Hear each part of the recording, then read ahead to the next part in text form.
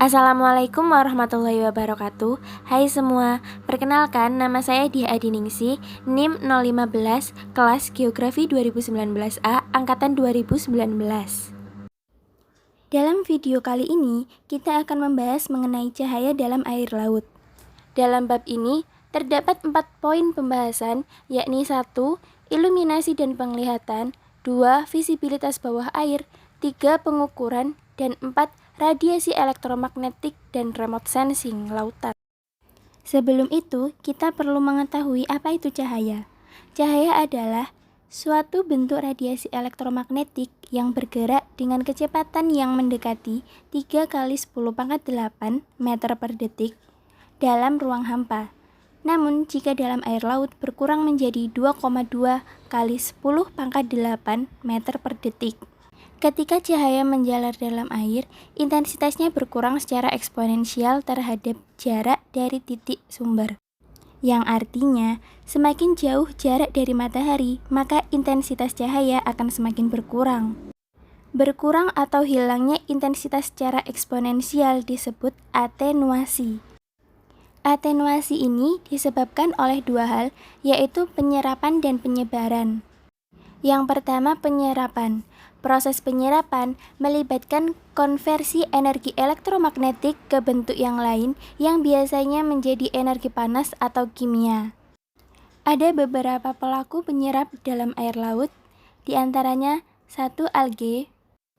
Alge memanfaatkan sinar matahari dalam proses fotosintesis sehingga energi elektromagnetik diubah menjadi energi kimia. Yang kedua, ada bahan anorganik dan organik dalam suspensi selain alge. Jadi, ini merupakan material-material yang melayang di dalam air laut. Jadi, bisa seperti mikroorganisme lain, misalnya zooplankton dan lain-lain. Untuk yang ketiga, ada senyawa organik terlarut. Misalnya, hasil buangan dari organisme yang berada di dalam laut. Dan untuk yang keempat, ada air laut. Selain 3 pelaku penyerapan tersebut, air juga memiliki kemampuan untuk menyerap cahaya. Kemudian, faktor kedua disebabkan oleh penyebaran. Cahaya tersebut disebarkan dengan merubah arah energi elektromagnetik hasil multirefleksi dari partikel-partikel tersuspensi. Jadi, cahaya yang masuk ke laut dipantulkan dengan tidak tetap akibat partikel-partikel tersebut. Artinya, semakin keruh perairan tersebut ditandai dengan banyaknya suspensi, maka penyebaran cahaya akan semakin tinggi. Dan sebaliknya, perairan yang jernih, maka suspensi terlarut yang berada di laut juga semakin rendah, sehingga menyebabkan penyebaran cahaya juga semakin rendah. Nah, untuk selanjutnya, gambar tersebut menjelaskan mengenai hubungan antara iluminasi dan kedalaman laut. Ada 2 cara bagaimana pengurangan eksponensial iluminasi terhadap kedalaman laut. Pada gambar 1, garis vertikal menunjukkan kedalaman laut yang ditandai dengan meter, dan 0 menunjukkan permukaan air laut di mana intensitas cahaya hingga kedalaman 300 meter. Sementara garis horizontal menunjukkan intensitas cahaya matahari. Semakin ke kanan, intensitas semakin besar. Untuk itu, dalam gambar ini jelas menunjukkan bahwa semakin dalam laut tersebut, maka intensitas cahaya matahari juga akan semakin berkurang. Pada gambar 1, skala horizontal untuk intensitas cahaya adalah linier. Sedangkan pada gambar 2, intensitas cahaya diplot dalam skala logaritma, kedalamannya hingga 1500 meter. Untuk selanjutnya, terdapat 3 zona yang terbentuk akibat perbedaan intensitas matahari. Untuk yang pertama, ada zona fotik, berada pada kedalaman 0 sampai 200 meter. Dicirikan dengan cahaya matahari yang berlimpah di area permukaan, sehingga intensitas tersebut dapat dimanfaatkan oleh organisme untuk berfotosintesis. Oleh karena itu, area tersebut menjadi zona dengan ikan laut yang paling banyak.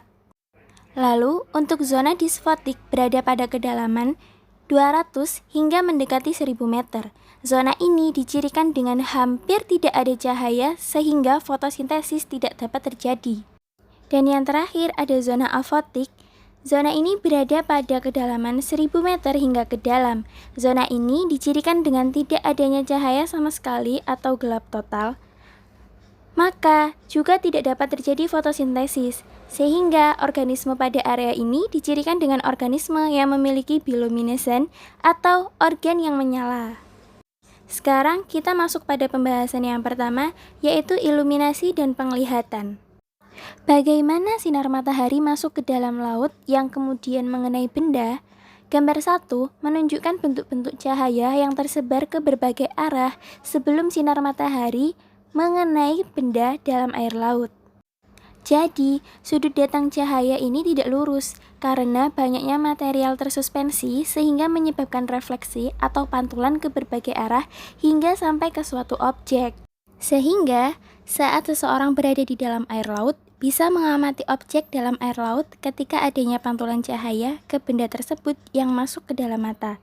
Maka, ketika kita bisa melihat ke dalam air laut, berarti ada pantulan cahaya yang masuk dalam mata kita. Namun, juga tidak bisa terlalu fokus, karena tidak semua cahaya masuk dalam mata kita. Contohnya, misal ada penyelam yang masuk dalam air laut. Seperti pada gambar tersebut. Penyelam tersebut dapat melihat organisme dalam laut, misalnya yaitu ikan hiu, ketika ada pantulan sinar matahari yang mengenai hiu tersebut, kemudian masuk ke dalam mata manusia. Jadi, ketika tidak ada pantulan matahari ke hiu tersebut, maka manusia tidak akan bisa melihat. Selanjutnya, mengenai visibilitas bawah air. Visibilitas merupakan kemampuan untuk dilihat dan melihat. Visibilitas adalah mengenai kontras. Suatu objek dapat terlihat karena mempunyai warna yang berbeda dengan latar belakangnya atau berbeda kecerahannya, atau keduanya. Kontras kecerahan lebih penting dari perbedaan warna dalam lingkungan laut, kecuali di beberapa meter zona fotik. Kontras, baik warna atau kecerahan, akan berkurang terhadap jarak ketika disebabkan oleh dua hal. Yang pertama, ketika sinar dari objek yang diamati teratenuasi oleh penyebaran dan penyerapan. Jadi, jika ada sinar yang mengenai objek, maka untuk bisa melihat objek tersebut akan semakin berkurang kemampuannya untuk diamati akibat adanya penyerapan dan penyebaran oleh berbagai faktor, seperti material-material yang tersuspensi. Dan yang kedua, yakni karena sinar matahari yang datang tersebar ke arah pengamat sepanjang jalur penglihatan, sehingga menghasilkan penutup sinar di belakang objek dan tidak bisa dibedakan. Pada kedalaman 250 meter, medan yang cerah menjadi simetri, berarti intensitas iluminasi atau warna mirip jika dilihat dari atas maupun bawah. Jadi, pengamat melihat objek akan sama warnanya dari atas maupun dari bawah. Pada kedalaman 250-750 meter, ikan terlihat tidak simetris. Hal ini disebabkan karena ikan memiliki bagian yang menghasilkan cermin-cermin dan memiliki ventral photobone. Kemudian, pada kedalaman 750-1000 meter, ikan pada zona dysfotik memiliki ukuran mata yang besar sehingga intensitas cahaya yang kecil di lingkungan tersebut dapat secara maksimal masuk ke dalam mata tersebut. Ketika cahaya masuk ke dalam mata, ikan tersebut dapat melihat organisme di sekitarnya. Dan pada kedalaman lebih dari 1000 meter, ikan pada zona afotik memiliki organ yang bersinar atau hitam non-reflektif sehingga tidak disinari oleh sinar lain. Poin ketiga, ada mengenai pengukuran. Alat yang digunakan untuk mengukur cahaya bawah air terbagi dalam 3 kategori. Yang pertama, ada beam transmissometer. Alat ini mengukur atenuasi cahaya paralel dari sumber intensitas yang diketahui dalam jarak tetap. Yang kedua, ada alat irradiance meter. Alat ini menerima cahaya datang dari semua arah. Yang ketiga, ada alat turbiditas meter. Alat ini mengukur langsung penyebaran dalam air. Nepelometer digunakan untuk mengukur konsentrasi sedimen tersuspensi di laut dalam dan memberikan informasi mengenai distribusi dan laju arus dasar. Dan selanjutnya, untuk poin terakhir, radiasi elektromagnetik dan remote sensing lautan. Remote sensing pasif menggunakan panjang gelombang visible dan dekat inframerah yang direfleksikan dan juga radiasi panjang gelombang inframerah yang lebih panjang dan radiasi gelombang mikro untuk memperoleh informasi tentang warna, temperatur, dan tutupan es di permukaan lautan. Sedangkan untuk remote sensing aktif melibatkan transmisi radar dari pesawat terbang atau satelit pada panjang gelombang beberapa sentimeter, yang kemudian diikuti dengan pengukuran dan analisis sinyal yang direfleksikan oleh permukaan. Radiasi elektromagnetik hanya mampu melewati air dalam jarak yang pendek, sehingga remote sensing dan fotografi aerial memberikan informasi langsung hanya mengenai air di permukaan dan dekat permukaan, tergantung panjang gelombang. Jadi, untuk kedua jenis remote sensing dan komunikasi dalam laut perlu menggunakan radiasi akustik yang bergerak perlahan. Sekian pembahasan kali ini.